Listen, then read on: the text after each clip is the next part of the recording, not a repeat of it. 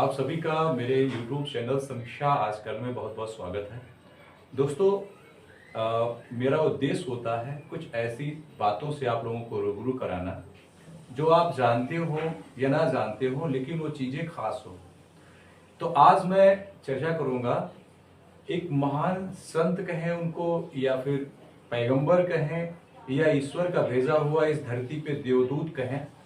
सब बातें बड़ी छोटी लगेंगी, क्योंकि कोई ऐसा महापुरुष जिसे कोई भगवान मानता हो, कोई उसे गुरु मानता हो, कोई पिता मानता हो, कोई साक्षात ईश्वर का भेजा हुआ देवदूत मानता हो, ये ऐसी बातें हैं।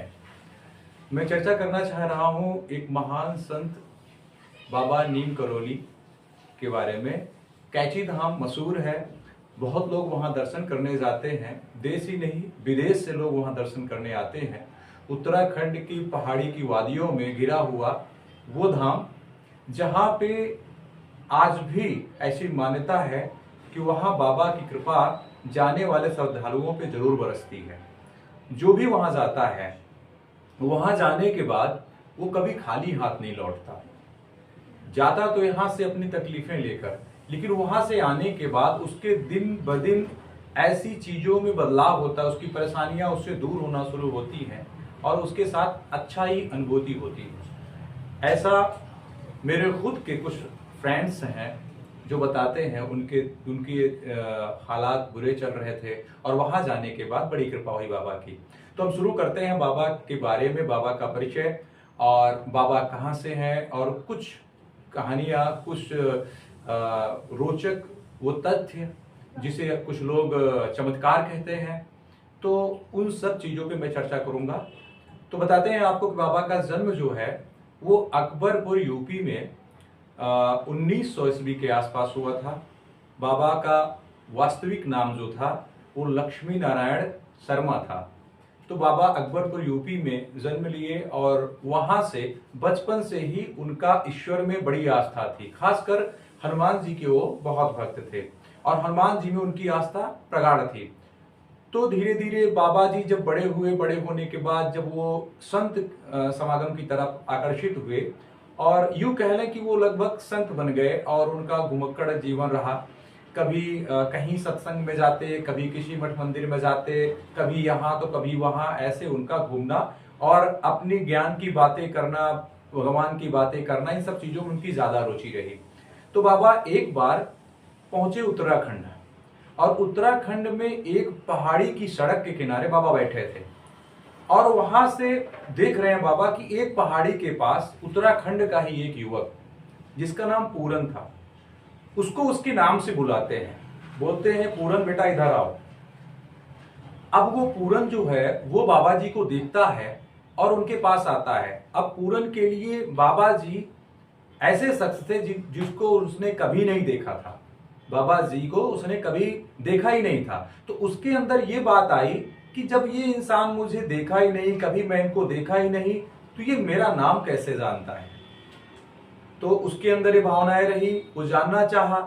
इतने में बाबा जी उससे कहते हैं, बेटा पूरन मुझे बहुत भूख लगी है, मेरे लिए कुछ खाने का जुगाड़ करोगे क्या। अब वो पूरन बेचारा गरीब, लेकिन बाबा जी के कहने पे वो तुरंत अपने घर की तरफ जाता है। उस पहाड़ी से थोड़ी दूर पे उसका गांव था। वो जाता है गांव में, अपने माता पिता से बताता है कि एक बाबा जी हैं और वो मुझसे भोजन मांगे हैं। तो उसके घर पे उस समय दाल रोटी थी, तो वो उसकी माँ उसको दाल रोटी देती है और वो लेके आता है बाबा जी के पास। बाबा जी बड़े प्रेम से पूरन का लाया हुआ वो दाल रोटी खाते हैं। खाने के बाद पूरन से कहते हैं कि तुम मेरे साथ और आगे चलोगे। वो उत्सुक होता है, क्योंकि उसको एक मिरेकल लगा कि बाबा जी मेरा नाम कैसे बुलाए। वो बोला बिल्कुल बाबा जी चलेंगे। वो बाबा जी के साथ चलता है और थोड़ी दूर पे बाबा जी उससे कहते हैं, क्या मुझे अपने गांव के कुछ और लोगों से मिलाओगे। वो कहता है बिल्कुल मिलाएंगे। वो गांव में 2-4 लोगों को बताता है, वो लोग भी आते हैं और सब साथ में बाबा जी के चलते हैं। एक नदी है उत्तराखंड में, उस नदी को जब पार करते हैं, पार करने के बाद एक जंगल आता है। और वैसे भी उत्तराखंड वादियों में घिरा हुआ है, लगभग जंगल और ये प्राकृतिक वन संपदा से घिरा हुआ राज्य है। देवभूमि है उत्तराखंड। तो बाबा जी जब पहुंचते हैं उस जंगल में, तो पूरन को कहते हैं ये जो पत्थर देख रहे हो आप, सामने एक बहुत बड़ा पत्थर था। बाबा जी इशारा करते हुए कहते हैं ये जो पत्थर तुम देख रहे हो, इस पत्थर को हटाओ और पत्थर को हटाने के बाद यहां खुदाई करो, यहां एक गुफा मिलेगी। चूंकि पूरन का पहला ही सामना बाबा जी से उसके नाम से हो चुका था, तो जो है वो और उसके गांव वाले वो तत्काल पत्थर को हटाते हैं वहां से और उसके बाद खुदाई शुरू करते हैं। खुदाई करने पे वो दंग रहते हैं। खुदाई करने पे वहां पे एक गुफा मिलती है। बाबा जी कहते हैं गुफा के और आगे देखो, थोड़ा सा और खुदाई करो, तो वहां पे एक धुनी मिलती है।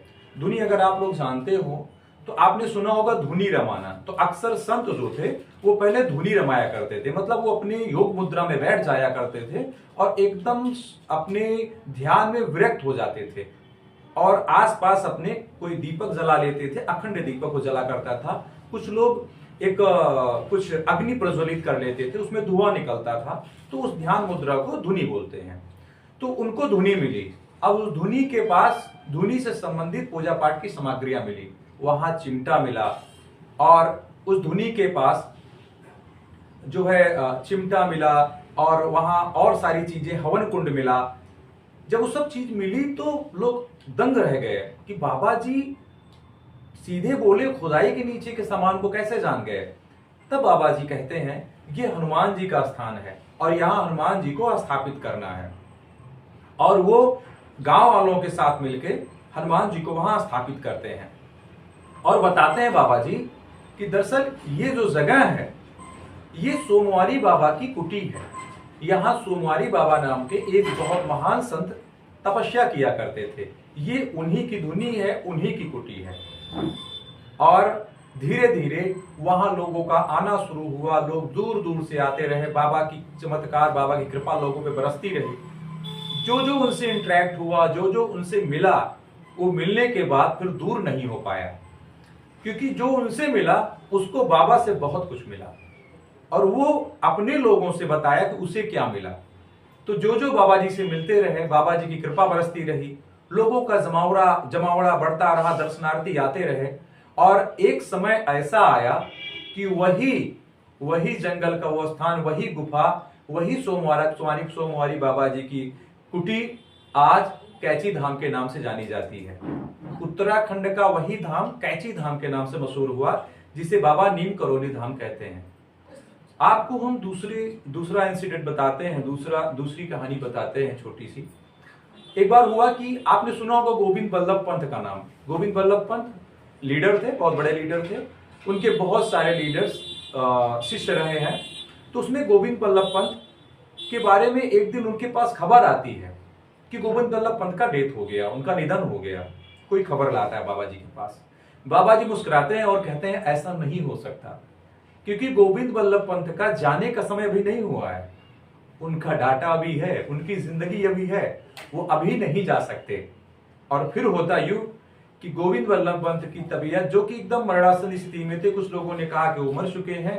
बाद में वो जिंदगी जीते हैं, कई वर्ष अपनी जिंदगी का बिताते हैं। उसके बाद वो उनकी डेथ होती है। और एक घटना और, एक बार बाबा जी बिरला मंदिर दिल्ली में बैठे थे, वहां गए रहे होंगे। तो उस मंदिर के पास बैठे थे, बहुत सारे दर्शनार्थी उनके पास आ रहे थे, बहुत सारे भक्त श्रद्धालु उनके पास आ रहे थे। उसी में एक व्यक्ति आता दिखा उनको, एक श्रद्धालु आता दिखा और वो एक बांग्लादेशी था। बाबा जी जैसे उसके चेहरे को देखे, बोले तुम बहुत परेशान लग रहे हो, मुझे लग रहा है तुम बहुत ज्यादा तकलीफ में हो। वो व्यक्ति कुछ कह पाता कि बाबा जी बोलते गए। बाबा जी ने कहा तुम्हारा भाई एक दिन बहुत बड़ा राजा बनेगा, एक देश का राजा बनेगा। और इसके बाद कहते हैं जाओ, तुम यहां से जाओ। और होता यूं है कि वो व्यक्ति जिसको बाबा जी ने ये बात कही थी, दरअसल वो व्यक्ति कोई और नहीं था, बांग्लादेश के प्रथम राष्ट्रपति शेख मुजीबुर रहमान का छोटा भाई था। और उस समय, जिस समय बाबा जी ने ये कहा, शेख मुजीबुर रहमान पाकिस्तान की जेल में बंद थे। उनको सजाए मौत का आदेश की जो है सजा दी जा चुकी थी। लेकिन होता कुछ यूं है कि पाकिस्तान में लड़ाई चालू होती है, युद्ध चालू होता है, उसके बाद बांग्लादेश का जन्म होता है और जिसकी पैरवी करते हैं शेख मुजीबुर रहमान, और बाद में वही शेख मुजीबुर रहमान वहां के राष्ट्रपति बनते हैं, तो राजा बनते हैं। महाराज जी की कृपा, उनकी बात वहां भी सत्य हुई। अगला इंसिडेंट एक था, बाबा जी एक गांव पहुंचते हैं और जब दरअसल वो गांव बहुत गरीब परिवार का था। एक गरीब परिवार फतेहगढ़ यूपी में एक बुजुर्ग दंपत्ति जो बहुत गरीब थे, उसके गांव घूमते घूमते बाबा पहुंचते हैं। इनकी आदत थी, दरअसल ये चाहते थे कि कहां तक लोगों का भला हो सके महाराज जी, और उसी हिसाब से घूमते रहते थे महाराज जी। तो घूमते घूमते फतेहगढ़ गांव में पहुंचते हैं उस बुजुर्ग दंपत्ति के पास, गरीब परिवार के पास, और जाके कहते हैं कि मुझे आपके घर रात बितानी है और मुझे कुछ भोजन चाहिए। वो गरीब परिवार था बेचारा, उसको एक अंदर पीड़ा ये थी कि बाबा जी आए और हम इनका आओ भगत उतना अच्छा से नहीं कर पाएंगे जितना करना चाहिए एक संत का। फिर भी उनके पास जो था वो बेचारे उनको खिलाए, और खिलाने के बाद महाराज जी को आसन दिया आराम करने के लिए। उन दोनों दंपत्ति को रात भर नींद नहीं आ रही थी। इस तड़प में थे कि महाराज जी का हम स्वागत नहीं कर पाए, जैसे करना चाहिए था कर नहीं पाए, और महाराज जी कंबल ओढ़े लेट गए।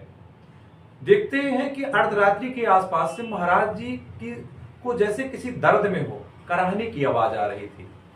कभी इधर करवट लेते, कभी उधर करवट लेते, और बार बार में दर्द से करा उठते। अब ये दोनों दंपत्ति परेशान, कहीं बाबा जी को कोई तकलीफ तो नहीं है, कोई दर्द तो नहीं है, क्यों परेशान है, लेकिन बेचारे संकोच बच कुछ कह नहीं पाते। रात भर बाबा जी की ऐसी बीती।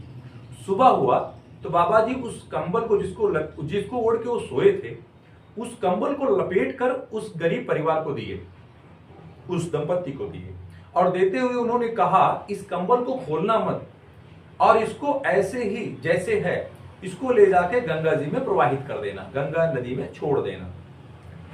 अब दोनों दंपत्ति जो है उस कंबल को उठाते हैं। अब कंबल उठाने में तो वजन लग रहा था, उनके मन में ये जिज्ञासा भी थी कि उसको खोल के देखा जाए इसमें है क्या चीज। बाबा जी ने लेकिन मना किया था, तो गुरु जी का आदेश उसका पालन करना था, तो उन दंपत्ति ने उसको खोला नहीं, खोल के चेक नहीं किया उसमें है क्या। तो बाद में उसको ले जाके गंगा नदी में प्रवाहित किए। उसके अच्छा बाबा जी वहां से जब निकलने वाले थे तो उन्होंने कहा आपका बेटा, उन दोनों बुजुर्ग दंपत्ति से, आपका बेटा 1 महीने बाद लौट के आएगा। 1 महीने बाद जब उनका लड़का लौट के आता है तो बताता है उसमें देश आजाद नहीं था। ये बात थी 1943 की। तो ये जो इनका बेटा था वो चूंकि भारत पे ब्रिटिश शासन था, ब्रिटिश हुकूमत थी, तो वो ब्रिटिश की तरफ से जापान से सेकेंड वर्ल्ड वॉर में बर्मा फ्रंट पे लड़ रहा था, ये ब्रिटिश सैनिक की तरफ से। तो उस युद्ध में वो जो बता रहा था कि एक रात ऐसी थी, 1 महीना पहले एक रात ऐसी आई, अपने माँ बाप से कह रहा है कि मेरी एक रात 1 महीना पहले ऐसी आई जब मैं युद्ध लड़ रहा था और हमारे साथ के बहुत सारे साथी शहीद हो चुके थे, और वहां सामने से जापान के सैनिकों की गोलाबारी भयंकर हो रही थी, वहां से गोलियां हमारे आसपास से गुजर रही थी, हमारे आसपास के साथी मारे जा रहे थे। लेकिन न जाने क्या था कि मेरी गोलियां मेरे कभी कान के पास से, कभी शरीर के पास से, मतलब आसपास से ही गुजरी, लेकिन उसको कोई गोली लगी नहीं। वो दोनों दंपत्ति दंग रह गए और उन्होंने मन ही मन बाबा जी को प्रणाम किया, और उनको लगा कि उस रात में बाबा जी जो करा रहे थे, जो दर्द पीड़ा में थे, वो वही गोलियां थी जिसको वो देव पुरुष अपने कंबल में लपेट रहे थे। इसे क्या कहेंगे आप? यहां न साइंस पहुंच सकता है, न आपके तर्क करने के लिए बहुत कुछ है। प्रमाण के लिए हमारे ईश्वर को कोई प्रमाणित नहीं कर सकता, वो स्वप्रमाणित है। ही इज ऑलमाइटी, इसे कोई देख नहीं सकता, एहसास करने की चीज है ईश्वर।